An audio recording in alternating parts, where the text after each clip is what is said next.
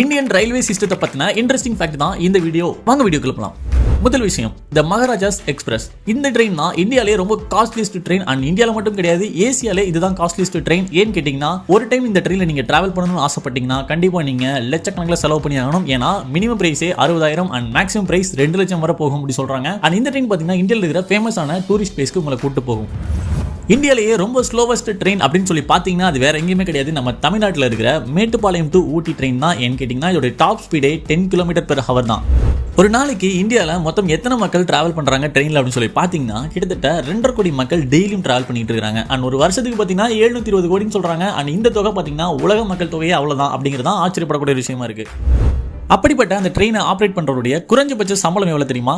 1 லட்சம் ரூபாய். நம்ம நாட்டுடைய ரயில்வே ட்ராக்குடைய மொத்த நீளம் எவ்வளவு இருக்குன்னு சொல்லி பார்த்தீங்கன்னா இந்த உலகத்தை நீங்க 1.5 டைம் சுற்றி வந்துடலாம். ஏன்னா அவ்வளோ நீளமா. இந்த மாதிரியான வீடியோஸ் உங்களுக்கு வேணும்னு நினைச்சீங்கன்னா மறக்காம நம்ம சேனலை சப்ஸ்கிரைப் பண்ணிடுங்க.